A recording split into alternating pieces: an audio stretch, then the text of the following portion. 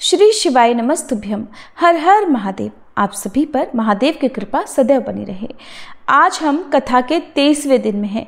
हर कथा में कोई ना कोई असुर होता है, पर क्या आपने कभी सोचा कि वे असुर तो हमारे भीतर भी हैं?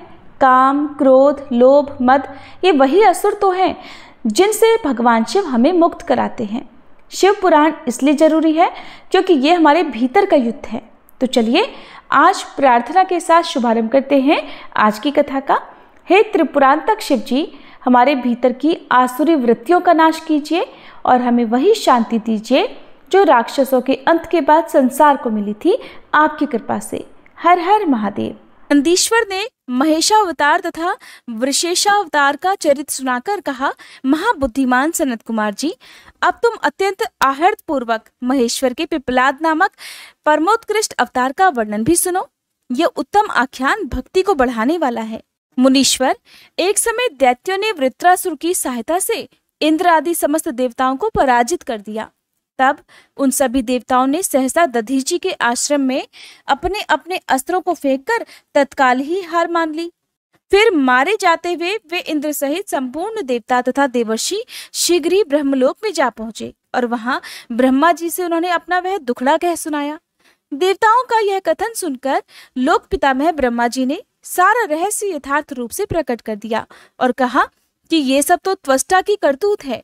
त्वष्टा ने ही तुम लोगों का वध करने के लिए तपस्या द्वारा इस महातेजस्वी वृत्रासुर को उत्पन्न किया है। ये दैत्य महान आत्मबल से संपन्न और समस्त दैत्यों का अधिपति है। इसलिए अब ऐसा प्रयास करो कि जिससे इसका वध हो सके।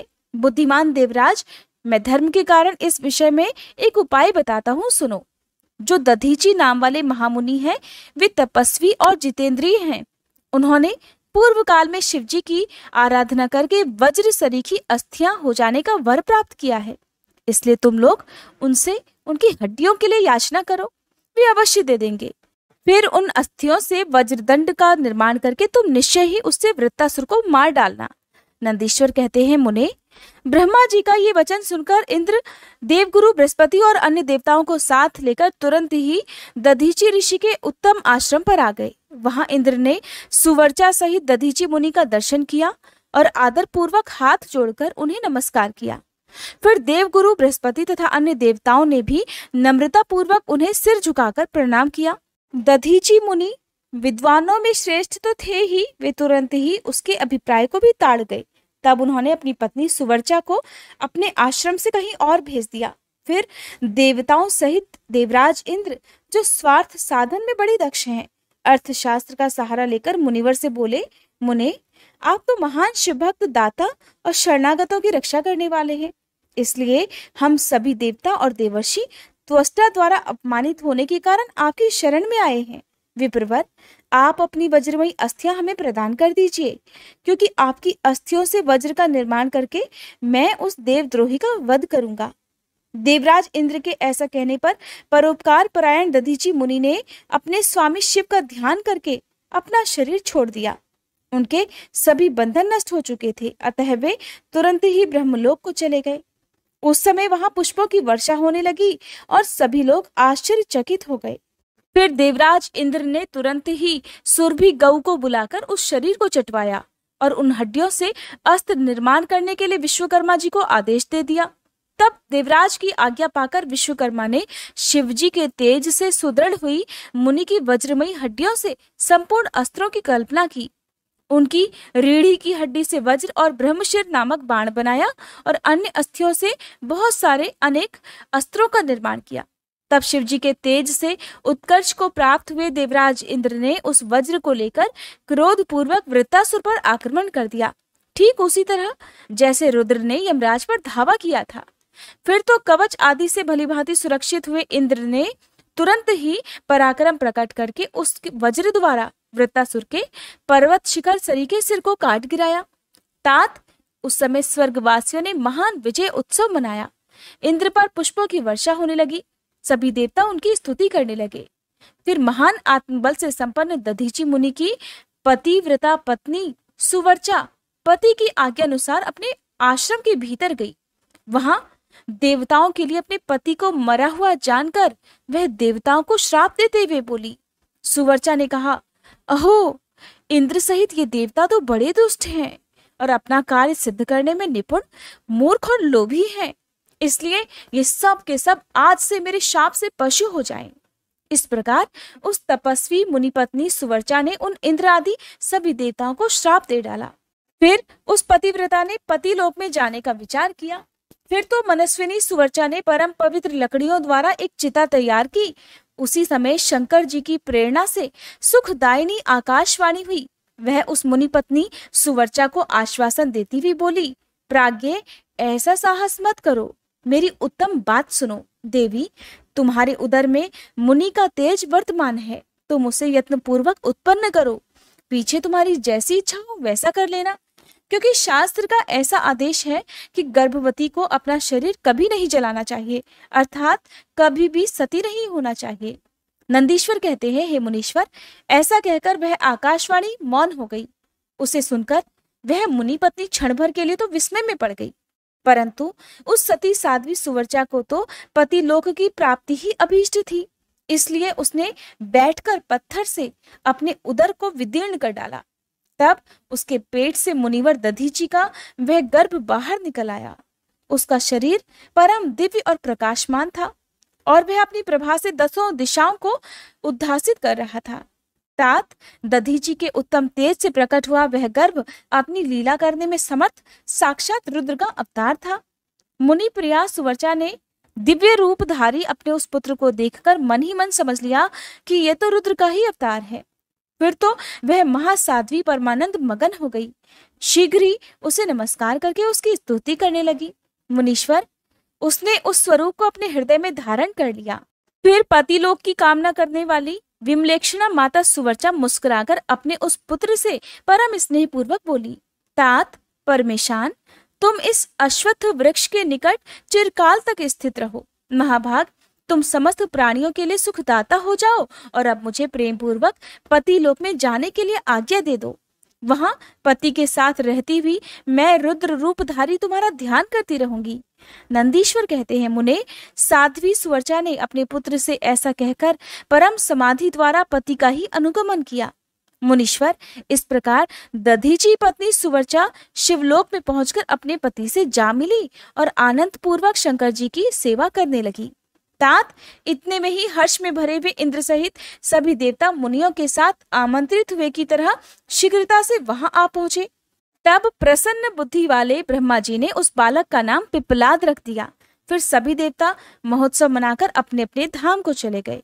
फिर महान ऐश्वर्यशाली रुद्रावतार पिप्पलाद उसी अश्वत्थ के नीचे लोगों की हितकामना से चिरकालिक तप में प्रवृत्त हो गए। लोकाचार का अनुसरण करने वाले पिप्पलाद का इस प्रकार तपस्या करते हुए बहुत समय व्यतीत हो गया। फिर पिप्पलाद ने राजा अनरण्य की कन्या पद्मा से विवाह करके तरुण होकर उसके साथ विलास किया। उन मुनि के 10 पुत्र उत्पन्न हुए, जो सब के सब पिता के ही समान महात्मा और उग्र तपस्वी थे। वे अपनी माता पद्मा के सुख को बढ़ाने वाले हुए। इस प्रकार महाप्रभु शंकर के लीला अवतार मुनिवर पिप्पलाद ने महान ऐश्वर्यशाली और नाना प्रकार की लीलाएं की। उन कृपालु ने जगत में शनिश्चर की पीड़ा को, जिसका निवारण करना सबकी शक्ति के बाहर था, देखकर लोगों को प्रसन्नता पूर्वक ये वरदान दिया कि जन्म से लेकर 16 वर्ष तक की आयु वाले मनुष्यों को और शिव भक्तों को शनि की पीड़ा कभी नहीं हो सकती। ये मेरा वचन सर्वथा सत्य है। यदि कहीं शनि मेरे वचन का अनादर करके उन मनुष्यों को पीड़ा पहुंचाएगा तो वह निसंदेह भस्म हो जाएगा। तात इसलिए उस भय से भयभीत हुआ ग्रह श्रेष्ठ शनिश्चर विकृत होने पर भी वैसे मनुष्यों को कभी पीड़ा नहीं पहुंचाता। मुनिवर, इस प्रकार मैंने लीला से मनुष्य रूप धारण करने वाले पिप्पलाद का उत्तम चरित्र तुम्हें सुना दिया। ये संपूर्ण कामनाओं को पूर्ण करने वाला है। गाधी, कौशिक और महामुनि पिप्पलाद, ये तीनों स्मरण किए जाने पर शनिश्चर जनित पीड़ा का नाश कर देते हैं। वे मुनिवर दधीची, जो परम ज्ञानी, सत्पुरुषों के प्रिय तथा महान शिव भक्त थे, वे धन्य हैं, जिनके यहाँ स्वयं आत्मज्ञानी महेश्वर पिप्पलाद नामक पुत्र होकर उत्पन्न हुए। तात ये आख्यान निर्दोष, स्वर्गप्रद, कुग्रह जनित दोषों का संहारक, संपूर्ण मनोरथों का पूरक और शिव भक्ति की विशेष वृद्धि करने वाला है। अब जानिए भगवान शिव के द्विजेश्वरा अवतार की कथा राजा भद्रायु और रानी कीर्ति मालिनी की धार्मिक दृढ़ता की परीक्षा के बारे में। नंदीश्वर ने आगे कहा, तात, पहले जिन नृपश्रेष्ठ भद्रायु का परिचय दिया गया था और जिन पर भगवान शिव ने ऋषभ रूप से अनुग्रह किया था, उन्हीं नरेश के धर्म की परीक्षा लेने के लिए वे भगवान फिर द्विजेश्वर रूप से प्रकट हुए थे। ऋषभ के प्रभाव से रणभूमि में शत्रुओं पर विजय पाकर शक्तिशाली राजकुमार भद्रायु जब राज सिंहासन पर विराजमान हुए, तब राजा चंद्रांगद तथा रानी सीमंतिनी की बेटी सती साध्वी कीर्ति मालिनी के साथ उनका विवाह हो गया। किसी समय राजा भद्रायु ने अपनी धर्मपत्नी के साथ वसंत ऋतु में वन विहार करने के लिए एक गहन वन में प्रवेश किया। उनकी पत्नी शरणागत जनों का पालन करने वाली थी। राजा का भी ऐसा ही नियम था। उन राज दंपति की धर्म में कितनी दृढ़ता है, इसकी परीक्षा लेने के लिए पार्वती सहित भगवान शिव ने एक लीला रची। शिवा और शिव उस वन में ब्राह्मणी और ब्राह्मण के रूप में प्रकट हुए। उन दोनों ने लीला पूर्वक एक मायामय व्याघ्र का रूप धारण कर दिया। वे दोनों भय से विवल होकर व्याघ्र से थोड़ी ही दूर आगे रोते चिल्लाते भागने लगे। व्याघ्र उनका पीछा करने लगा। राजा ने उन्हें इस अवस्था में देखा। वे ब्राह्मण दंपति भी भय से विवल होकर महाराज की शरण में गए और इस प्रकार बोले, महाराज, हमारी रक्षा कीजिए, रक्षा कीजिए। ये व्याघ्र हम दोनों को खा जाने के लिए आ रहा है। सभी प्राणियों को काल के समान भय देने वाला ये हिंसक प्राणी हमें अपना आहार बनाए, इसके पहले ही आप हम दोनों को बचा लीजिए। ये उन दोनों का करुण क्रंदन सुनकर महावीर राजा ने जैसे ही धनुष उठाया, त्यों ही वह व्याघ्र उनके निकट आ पहुंचा। उसने ब्राह्मणी को पकड़ लिया। वह बेचारी हा नाथ, हा नाथ, हा प्राण वल्लभ, हा शंभो, हे जगत गुरु, ऐसा कहकर रोने और विलाप करने लगी। व्याघ्र बड़ा भयानक था। उसने जैसे ही ब्राह्मणी को अपना ग्रास बनाने की कोशिश की, त्यों ही भद्रायु ने तीखे बाणों से उसके मुंह में आघात कर दिया, परंतु उन बाणों से उस महाबली व्याघ्र को थोड़ी सी भी व्यथा नहीं हुई। वह ब्राह्मणी को बलपूर्वक घसीटता हुआ तत्काल दूर निकल गया। अपनी पत्नी को बाघ के पंजे में पड़ी हुई देख ब्राह्मण को बड़ा दुख हुआ और वह बारंबार रोने लगा। देर तक रोकर उसने राजा भद्रायु से कहा, राजन, तुम्हारे वे बड़े बड़े अस्त्र कहाँ हैं? दुखियों की रक्षा करने वाला तुम्हारा विशाल धनुष कहाँ है? सुना था तुम में 12,000 बड़े बड़े हाथियों का बल है, वो क्या हुआ? तुम्हारे शंख, खड्ग और मंत्रास्त्र विद्या से क्या लाभ हुआ? दूसरों को नुकसान होने से बचाना हर क्षत्रिय का परम धर्म है। धर्मज्ञ राजा अपना धन और प्राण देकर भी शरण में आए हुए दीन दुखियों की रक्षा करते हैं। जो पीड़ितों की प्राण रक्षा नहीं कर सकते, ऐसे लोगों के लिए तो जीने की अपेक्षा मर जाना ही अच्छा है।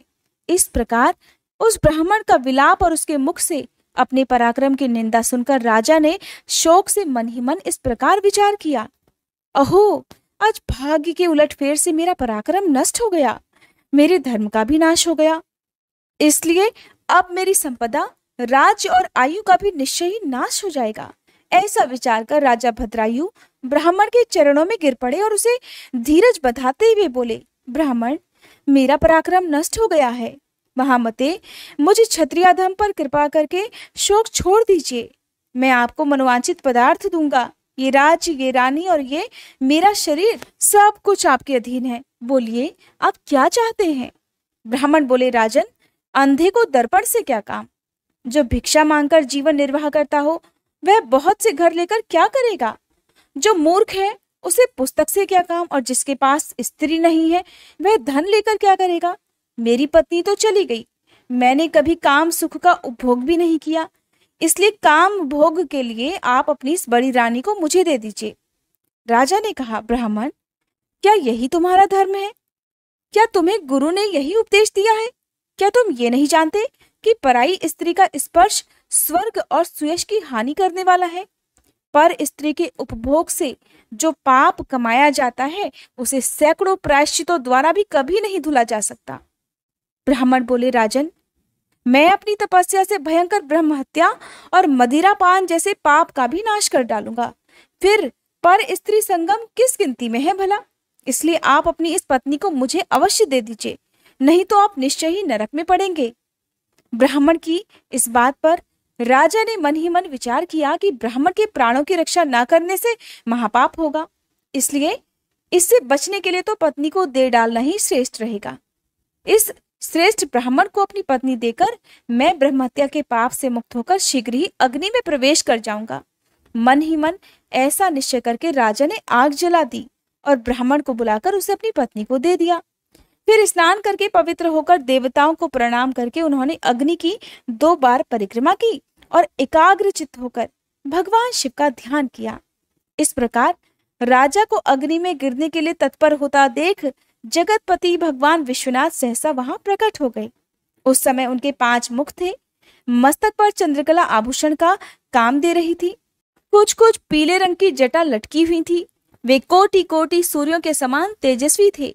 हाथों में त्रिशूल, खड्गवांग, कुठार, ढाल, मृग, अभय और पिनाक धारण किए हुए बैल की पीठ पर बैठे हुए भगवान नीलकंठ को राजा ने अपने सामने प्रत्यक्ष देखा।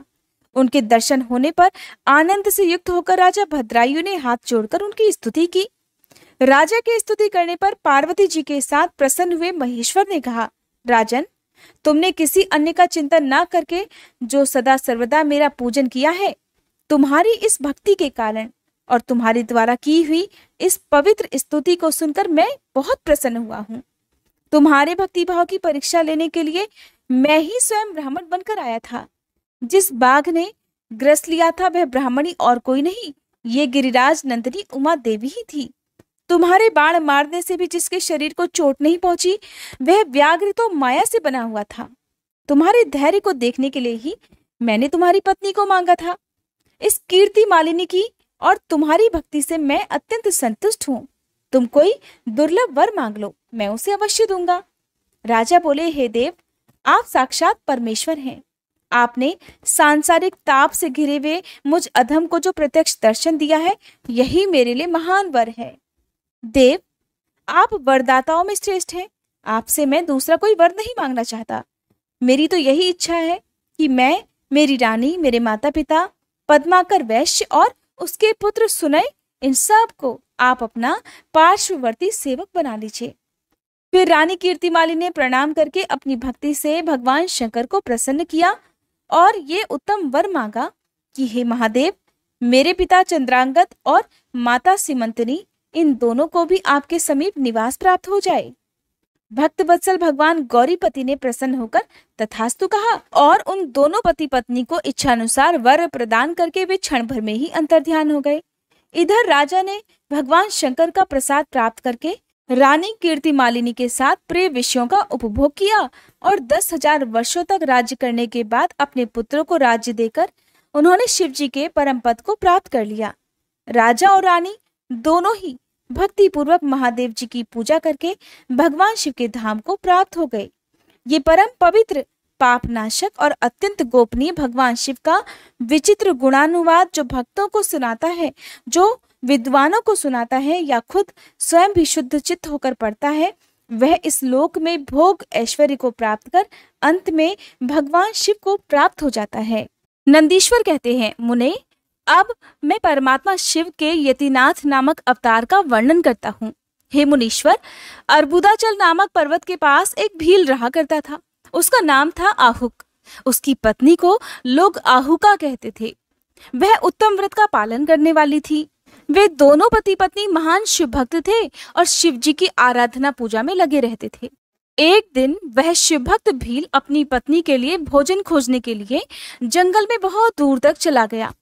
इसी समय संध्या काल में भील की परीक्षा लेने के लिए भगवान शंकर एक सन्यासी का रूप धारण करके उसके घर आ गए। इतने में ही उस घर का मालिक भील भी चला आया और उसने बड़े प्रेम से उन यतिराज का पूजन किया। उसके मनोभाव की परीक्षा लेने के लिए उन यतीश्वर ने बड़े दीन वाणी में कहा, भील, आज रात में यहाँ रहने के लिए मुझे स्थान दे दो। सवेरा होते ही मैं यहाँ से चला जाऊंगा। तुम्हारा सदा कल्याण हो। भील बोला, हे स्वामी जी, आप ठीक कहते हैं, फिर भी मेरी बात सुन लीजिए। मेरे घर में जगह तो बहुत थोड़ी है, फिर भी उसमें आपका रहना भला कैसे हो सकता है। भील की ये बात सुनकर स्वामी जी वहां से जाने को तैयार हो गए। उन्हें जाने को देखकर भील ने कह उठी, प्राणनाथ, आप इन स्वामी जी को जगह दे दीजिए। घर आए हुए अतिथि को निराश मत लौटाइए, नहीं तो हमारे गृहस्थ धर्म के पालन में बाधा पहुंचेगी। आप इन स्वामी जी के साथ बड़े सुख से घर के अंदर रहिए और मैं बड़े बड़े अस्त्र शस्त्र लेकर घर के बाहर खड़ी रहूंगी। पत्नी की ये बात सुनकर भील ने सोचा, अपनी पत्नी को घर से बाहर निकालकर मैं भीतर कैसे रह सकता हूँ। सन्यासी जी का कहीं और जाना भी मेरे लिए बड़ा अधर्म कारक ही होगा। अब ये दोनों ही कार्य गृहस्थ के लिए सर्वथा अनुचित हैं कि मैं अपने घर आए हुए अतिथि को भेज दूं या अपनी पत्नी को बाहर इस खतरनाक जंगल में सोने के लिए छोड़ दूं। इसलिए मुझे ही घर के बाहर रहना चाहिए। जो होनी होगी वो तो होकर ही रहेगी।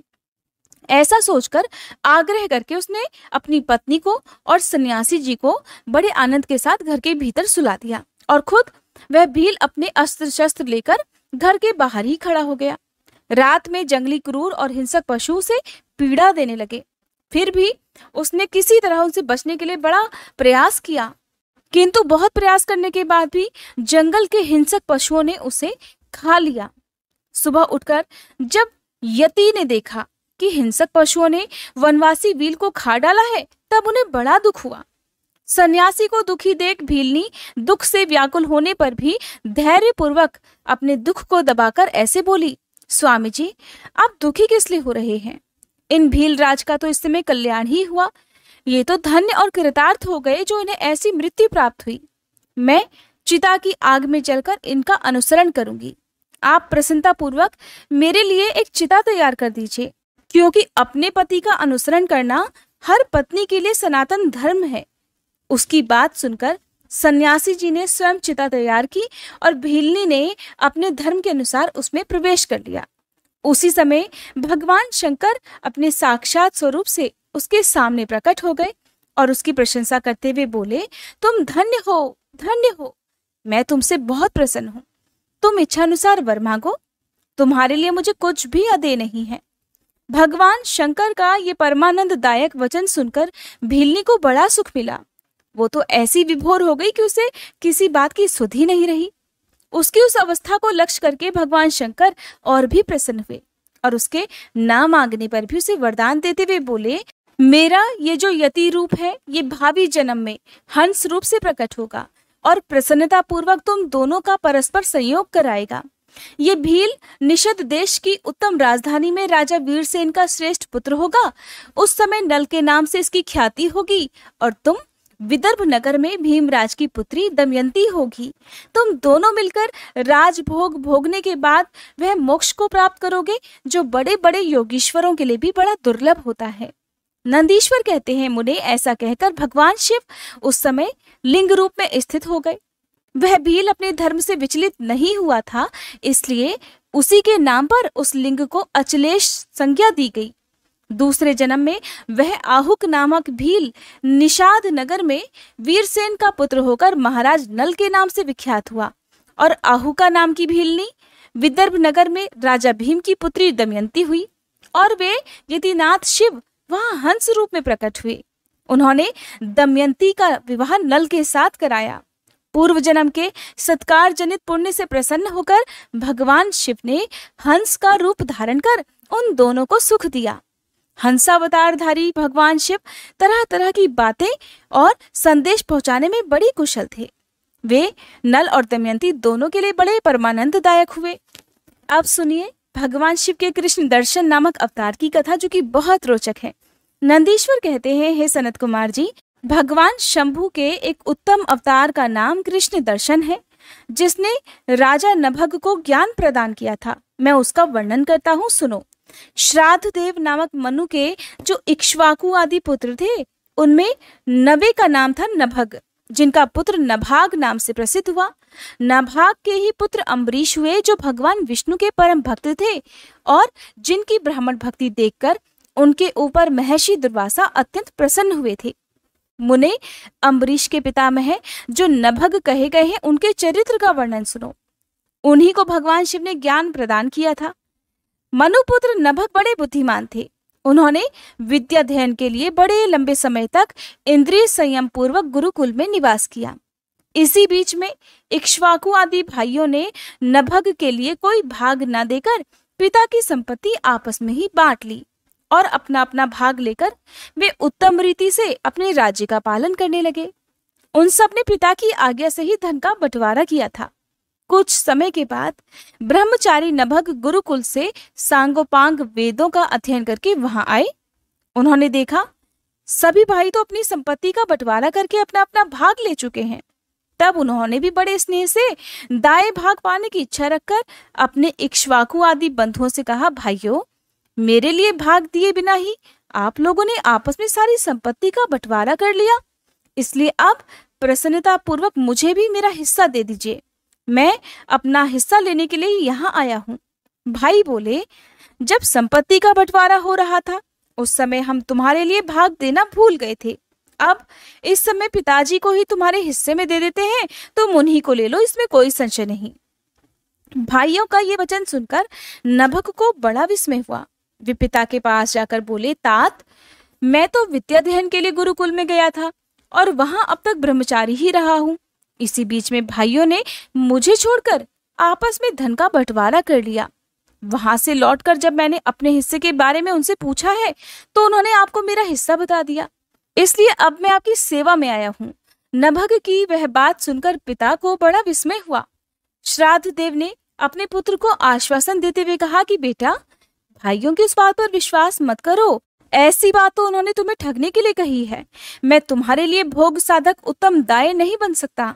फिर भी उन वंचकों ने अगर मुझे ही दाय के रूप में तुम्हें दिया है तो मैं तुम्हारी जीविका का एक उपाय बताता हूँ, सुनो।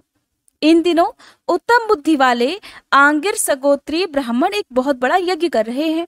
उस कर्म में प्रत्येक छठे दिन का कार्य वे ठीक ठीक नहीं समझ पाते, उसमें उनसे भूल हो जाती है।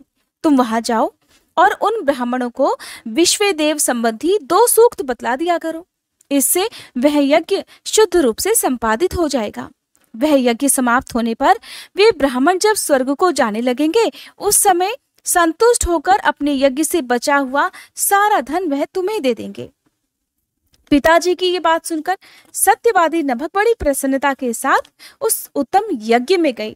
मुनि, वहां छठे दिन के कर्म में बुद्धिमान मनुपुत्र ने वैश्वदेव संबंधी दोनों सूक्तों का स्पष्ट रूप से उच्चारण किया। यज्ञ कर्म समाप्त होने पर वे आंगिरस ब्राह्मण यज्ञ से बचा हुआ अपना अपना धन नभग को देकर स्वर्गलोक को चले गए। उस यज्ञशिष्ट धन को जब वे ग्रहण करने लगे उस समय सुंदर लीला करने वाले भगवान शिव तत्काल वहां प्रकट हो गए। उनके सारे अंग बड़े सुंदर थे परंतु नेत्र काले थे। उन्होंने नभग से पूछा कि तुम कौन हो जो इस धन को ले रहे हो? ये तो मेरी संपत्ति है, तुम्हें किसने यहाँ भेजा है? ये सारी बातें ठीक ठीक बताओ। नभग कहने लगे, ये तो यज्ञ से बचा हुआ धन है जिसे ऋषियों ने मुझे दिया है। अब तो ये मेरी ही संपत्ति है और भला इसको लेने से तुम मुझे कैसे रोक रहे हो? कृष्ण दर्शन ने कहा, हे तात, हम दोनों के इस झगड़े में तो तुम्हारे पिता ही पंच रहेंगे। जाकर उनसे पूछो और वे जो निर्णय दे दें उसे ठीक ठीक यहाँ आकर बता दो। उनकी बात सुनकर नभग ने पिता के पास जाकर उक्त प्रश्न को उनके सामने रखा। श्राद्ध देव को कोई पुरानी बात याद आ गई और उन्होंने भगवान शिव के चरण कमलों का चिंतन करते हुए कहा कि हे तात, वे पुरुष जो इस समय तुम्हें वह धन लेने से रोक रहे हैं साक्षात भगवान शिव हैं। यह तो संसार की सारी वस्तुएं ही उन्हीं की हैं, परंतु यज्ञ से प्राप्त हुए धन पर उनका विशेष अधिकार है। यज्ञ करने से जो धन बच जाता है उसे भगवान रुद्र का भाग निश्चित किया जाता है। इसलिए यज्ञावशिष्ट सारी वस्तु ग्रहण करने के अधिकारी सर्वेश्वर महादेव जी ही हैं। उनकी इच्छा से ही दूसरे लोग उस वस्तु को ले सकते हैं। भगवान शिव तुम पर कृपा करने के लिए ही वहां अब ऐसा रूप धारण करके आए हैं। तुम वहीं जाओ और उन्हें प्रसन्न करो, अपने अपराध के लिए क्षमा मांगो और प्रणाम पूर्वक उनकी स्तुति करो। नभग पिता की आज्ञा से वहां गए और भगवान को प्रणाम करके हाथ जोड़कर इस प्रकार बोले, हे महेश्वर, ये सारी त्रिलोकी तो आपकी है, फिर यज्ञ से बचे हुए धन के लिए तो कहना ही क्या है। निश्चय ही इस पर भी आपका अधिकार है और यही मेरे पिता ने निर्णय किया है। नाथ, मैंने यथार्थ बात न जानने के कारण भ्रमवश जो कुछ भी कह दिया है, मेरे उस अपराध को क्षमा कर दीजिए। मैं आपके चरणों में मस्तक रखकर ये प्रार्थना करता हूँ कि आप मुझ पर प्रसन्न हो जाइए। ऐसा कहकर नभ ने अत्यंत दीनतापूर्ण हृदय से दोनों हाथ जोड़कर महेश्वर कृष्ण दर्शन का स्तवन किया। उधर श्राद्ध देव ने भी अपने अपराध के लिए क्षमा मांगते हुए भगवान शिव की स्तुति की। फिर भगवान रुद्र ने मन ही मन प्रसन्न होकर नभग को कृपा दृष्टि से देखा और मुस्कुराते हुए कहा, नभग, तुम्हारे पिता ने धर्मानुकूल जो भी बातें कही हैं वो ठीक ही हैं। तुमने भी साधु स्वभाव के कारण सत्य ही कहा है, इसलिए मैं तुम पर बहुत प्रसन्न हूँ और कृपा पूर्वक तुम्हें सनातन ब्रह्म तत्व का ज्ञान प्रदान करता हूँ। इस समय ये सारा धन मैंने तुम्हें दे दिया, अब तुम इसे ग्रहण करो। इस लोक में निर्विकार रहकर सुख भोगो, अंत में मेरी कृपा से तुम्हें सद्गति प्राप्त हो जाएगी। ऐसा कहकर भगवान रुद्र सबके देखते देखते वहीं अंतर्ध्यान हो गए। साथ ही श्राद्ध देव भी अपने पुत्र नभग के साथ अपने स्थान को लौट आए। इस लोक में विपुल भोगों का उपभोग करके अंत में वे भगवान शिव के धाम में चले गए। हे ब्राह्मण, इस प्रकार तुमसे मैंने भगवान शिव के कृष्ण दर्शन नामक अवतार का वर्णन किया। जो भी इस आख्यान को पढ़ता और सुनता है उसे संपूर्ण मनोवांछित फल प्राप्त हो जाते हैं। अब सुनिए भगवान शिव के अवधूतेश्वर अवतार की कथा और उसकी महिमा का वर्णन। नंदीश्वर कहते हैं, हे सनत कुमार जी, अब तुम परमेश्वर शिव के अवधूतेश्वर नामक अवतार का वर्णन भी सुनो, जिसने इंद्र के घमंड को चूर चूर कर दिया था।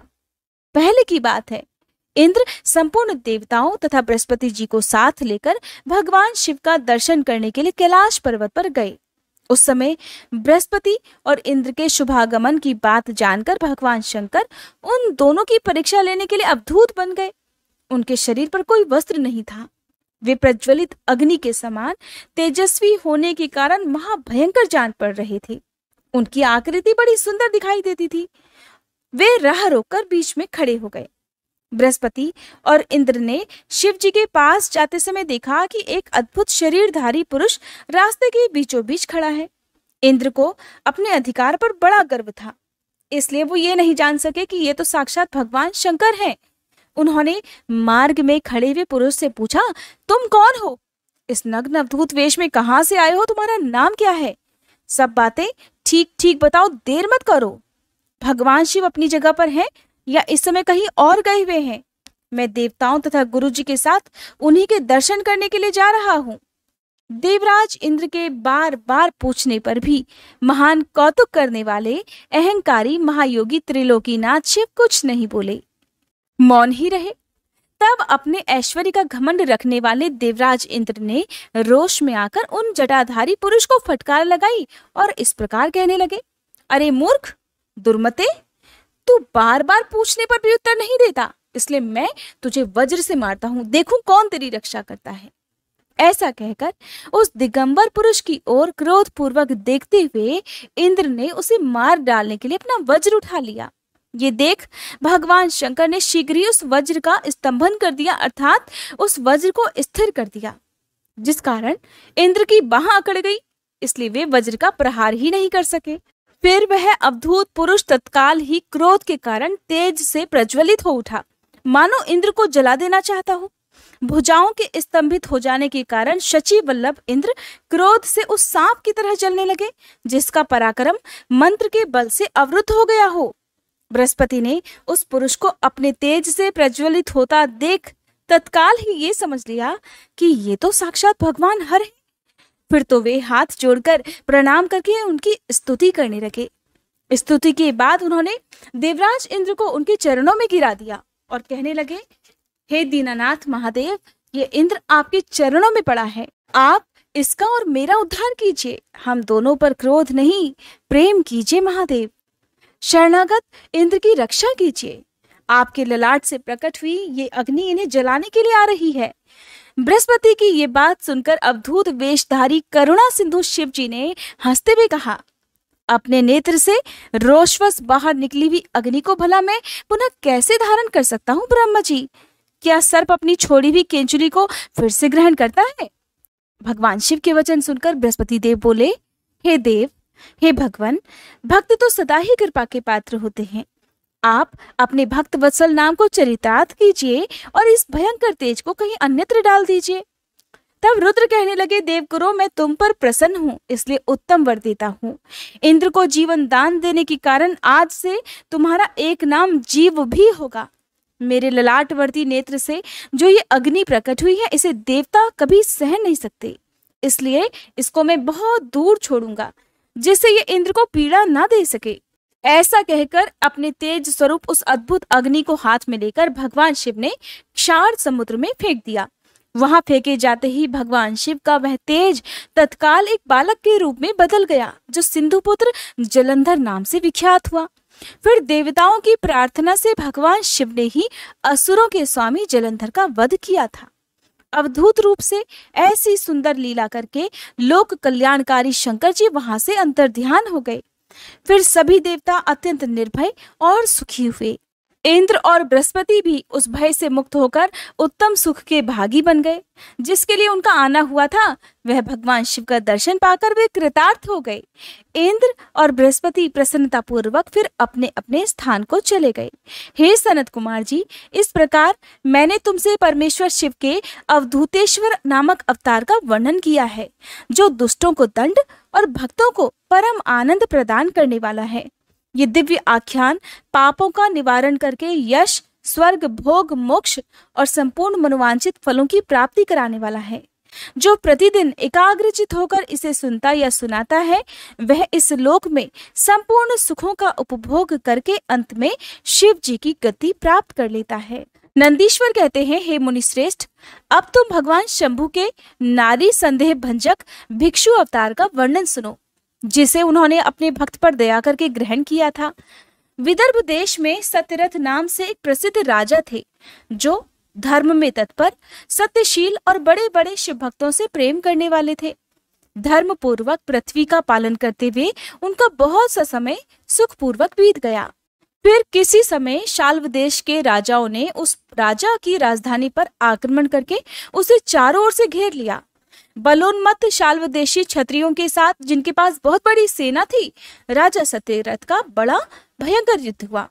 शत्रुओं के साथ इतना भयंकर युद्ध करके उनकी बड़ी भारी सेना नष्ट हो गई थी। फिर दैव योग से राजा भी शाल्वों के हाथ से मारे गए। उन नरेश के मारे जाने पर मरने से बचे हुए सैनिक अपने मंत्रियों सहित भय से विह्वल होकर भाग खड़े हुए। मुने, उस समय विदर्भ राज सत्यरथ की महारानी शत्रुओं से घिरी होने पर भी कोई प्रयास करके रात के समय अपने नगर से बाहर निकल गई। वे उस समय गर्भवती थी, इसलिए शोक से संतप्त होकर भगवान शंकर के चरणों का ध्यान करती हुई वे धीरे धीरे पूर्व दिशा की ओर बहुत दूर तक चली गईं। सुबह होने पर रानी ने भगवान शंकर की दया से एक निर्मल सरोवर देखा। उस समय तक वे बहुत दूर का रास्ता तय कर चुकी थी। सरोवर के तट पर आकर वे सुकुमारी रानी एक छायादार वृक्ष के नीचे बैठ गईं। भाग्यवश उसी निर्जन स्थान में वृक्ष के नीचे ही रानी ने उत्तम गुणों से युक्त शुभ मुहूर्त में एक दिव्य बालक को जन्म दिया, जो सभी शुभ लक्षणों से संपन्न था। दैववश उस बालक की जननी महारानी को बड़े जोर की प्यास लगी। तब वे पानी पीने के लिए उस सरोवर में उतरी। इतने में ही एक बड़े भारी मगरमच्छ ने आकर रानी को अपना ग्रास बना लिया। वह बालक तो पैदा होते ही माता पिता से हीन हो गया, अनाथ हो गया और भूख प्यास से पीड़ित होकर उस तालाब के किनारे पड़ा हुआ जोर जोर से रोने लगा। इतने में ही उस पर कृपा करके भगवान महेश्वर वहां आ गए और उस शिशु की रक्षा करने लगे। भगवान की ही प्रेरणा से एक ब्राह्मणी अचानक वहां आ गई। वो विधवा थी। घर घर भीख मांगकर वो अपना जीवन निर्वाह किया करती थी और अपने 1 वर्ष के बालक को गोद में लिए हुए उस तालाब के तट पर वो पहुंची थी। उसने एक अनाथ शिशु को रोते हुए वहां देखा। निर्जन वन में उस बालक को देखकर ब्राह्मणी को बड़ी हैरानी हुई। वो मन ही मन विचार करने लगी, अहो, ये मुझे इस समय बड़े आश्चर्य की बात दिखाई देती है कि ये नवजात शिशु, जिसकी नाल भी अभी तक नहीं कटी है, इस तरह धरती पर पड़ा हुआ है। इसकी माँ भी आसपास नहीं दिखाई देती। पिता आदि कोई दूसरा सहायक भी यहाँ नहीं दिखाई देते। क्या कारण हो सकता है? न जाने ये किसका पुत्र है। इसे यहाँ जानने वाला भी कोई नहीं है जिससे इसके जन्म के विषय में मैं पूछ सकूं। इसे देखकर तो मेरे हृदय में करुणा उत्पन्न हो गई है। मैं इस बालक का अपने और इस पुत्र की तरह पालन पोषण करना चाहती हूँ। परंतु इसके कुल और जन्म आदि का ज्ञान ना होने के कारण इसे छूने का साहस भी मुझे नहीं हो पा रहा।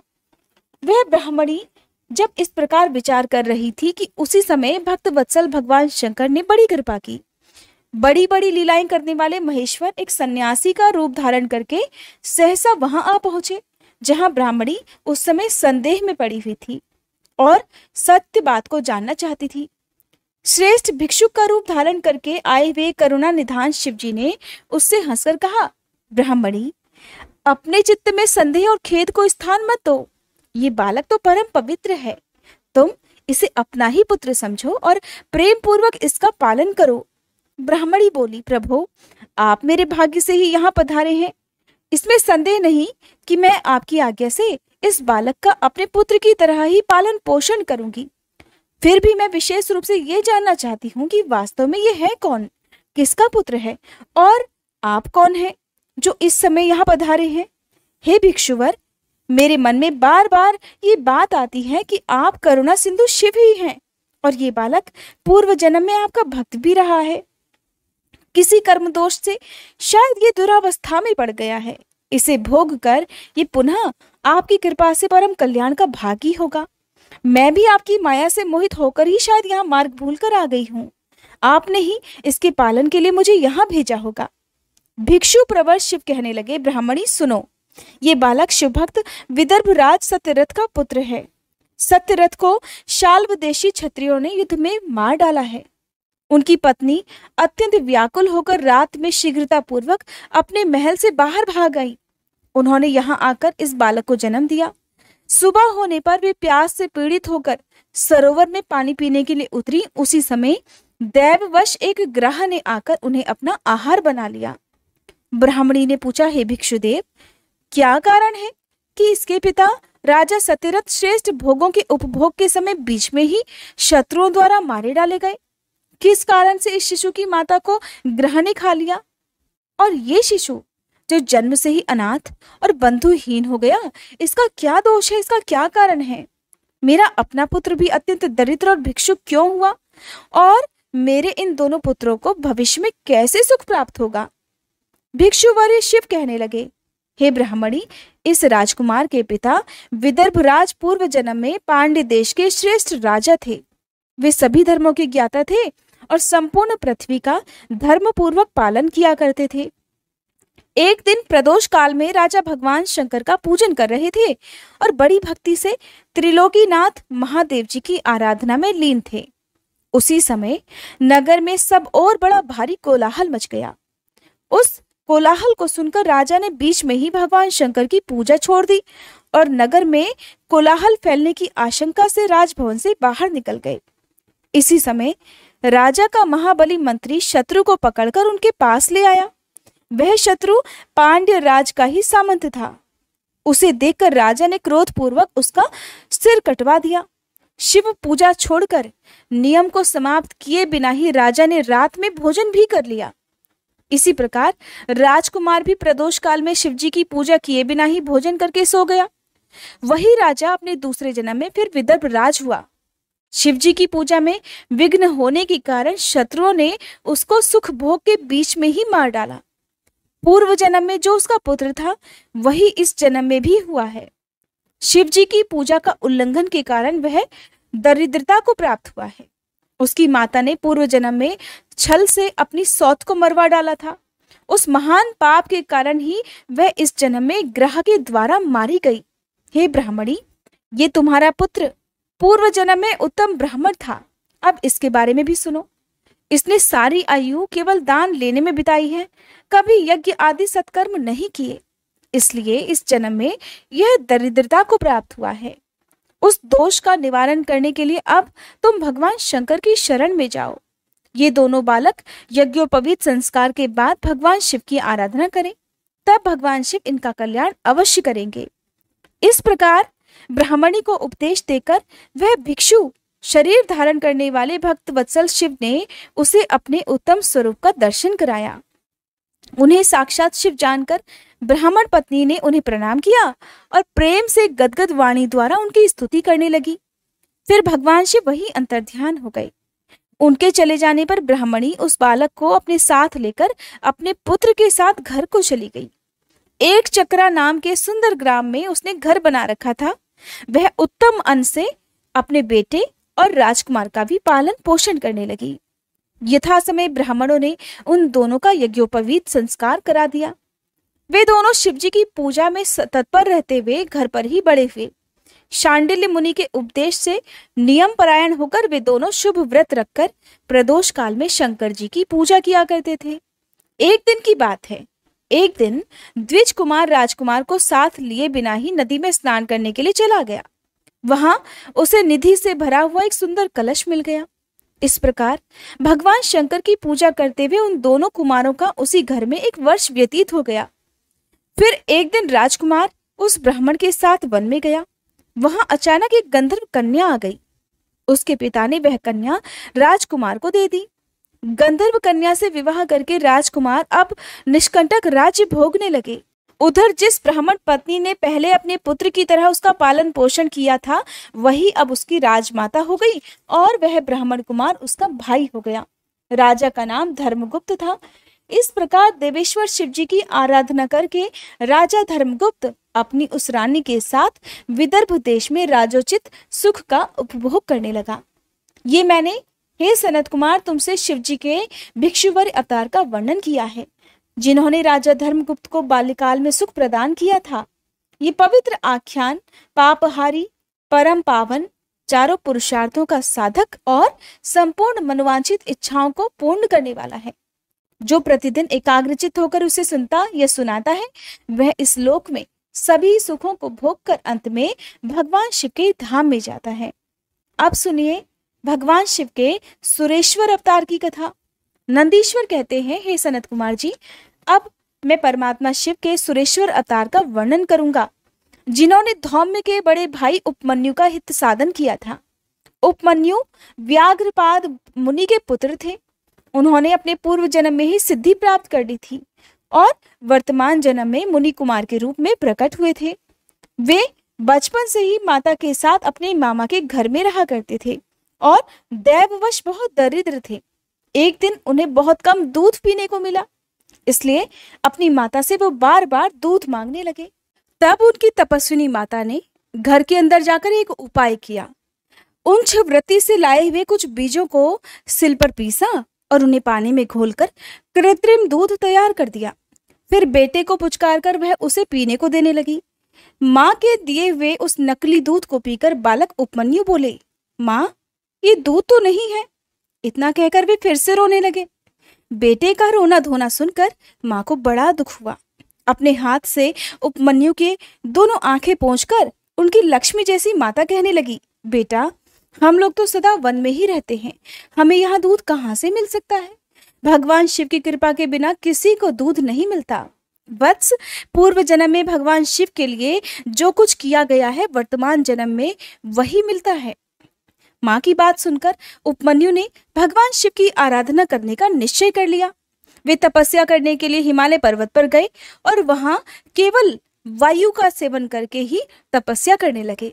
उन्होंने 8 ईंटों का एक मंदिर बनाया और उसके अंदर मिट्टी के शिवलिंग की स्थापना करके उसमें माता पार्वती सहित शिव जी का आह्वान किया।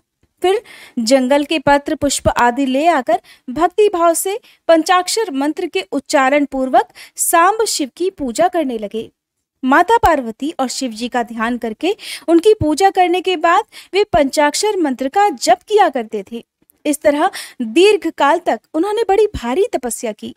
हे मुने, बालक उपमन्यु की तपस्या से चराचर प्राणियों सहित त्रिभुवन संतप्त हो उठा। तब देवताओं की प्रार्थना से उपमन्यु के भक्ति भाव की परीक्षा लेने के लिए स्वयं भगवान शंकर उनके समीप पधारे। उस समय शिव जी ने देवराज इंद्र का, देवी पार्वती ने शची का, नंदीश्वर वृषभ ने ऐरावत हाथी का और शिव जी के गणों ने सभी देवताओं का रूप धारण कर लिया।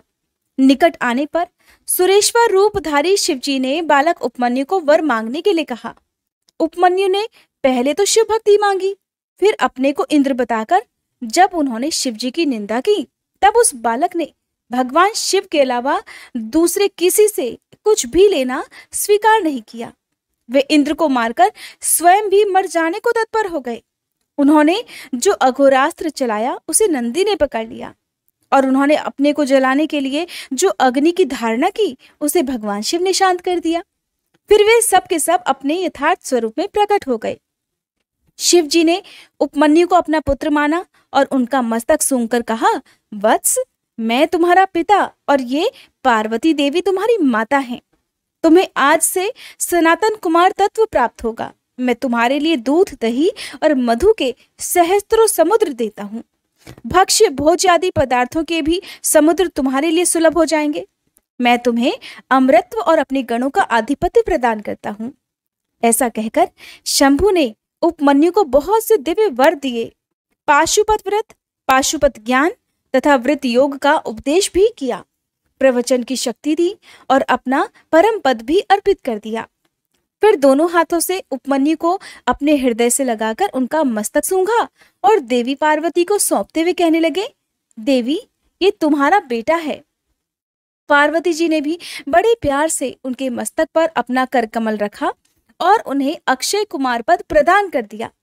शिवजी ने संतुष्ट होकर उनके लिए पिंडीभूत और अविनाशी साकार क्षीर सागर प्रस्तुत कर दिया। साथ ही योग संबंधी ऐश्वर्य, नित्य संतोष, अक्षय ब्रह्म विद्या और उत्तम समृद्धि भी प्रदान की। उनके कुल और गोत्र के अक्षय होने का वरदान भी उन्हें दिया और ये भी कहा कि मैं अब तुम्हारे इस आश्रम पर नित्य निवास करूंगा। ऐसा कहकर भगवान शिव वहीं अंतर्ध्यान हो गए। उपमन्यु वर पाकर प्रसन्नता पूर्वक घर आए। उन्होंने अपनी माता से सारी बातें बताई, जिसे सुनकर माता को बड़ा हर्ष हुआ। उपमन्यु इसके बाद सभी के पूजनीय और सबसे अधिक सुखी हो गए।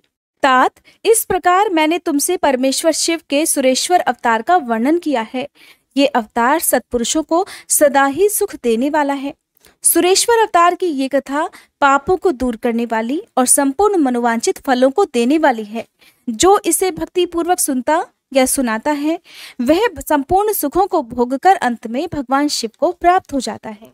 जय भोलेनाथ। आज के अध्याय में बस इतना ही। इसके आगे की कथा आप सभी कल के अध्याय में जरूर सुनिएगा। आइए अब हम सभी सच्चे मन से भगवान शिव से क्षमा प्रार्थना करें। हे भोलेनाथ, अगर इस कथा के श्रवण, वाचन या स्मरण के दौरान हमारे मन, वाणी या कर्म से कोई भी त्रुटि हो गई हो तो हम आपसे हाथ जोड़कर प्रार्थना करते हैं, कृपया हमें क्षमा करें। प्रभु, हमारी समझ सीमित है परंतु श्रद्धा असीम है। अगर किसी पवित्र प्रसंग को हमने अधूरा समझा, अधूरा सुना या फिर किसी दिव्यता को पूरी तरह व्यक्त नहीं कर सके तो ये केवल हमारी अल्प बुद्धि है। उसकी दोषिता हमारी नहीं बल्कि हमारी अवस्था की है। आप तो दयालु हैं, कृपामय हैं, भक्तों के हर अपराध को क्षमा कर देने वाले हैं। हे भोलेनाथ, हमारी इस भक्ति यात्रा को स्वीकार करें और हमारे दोषों को नष्ट करके हमें अपनी शरण में रखें। हे नीलकंठ, इस अध्याय को आपने ही आरंभ करवाया और आप ही इसे पूर्ण करें। आपकी कृपा से हम हर दिन आपकी ओर निकट आते रहें, यही हमारी सबसे बड़ी कामना है। हर हर महादेव।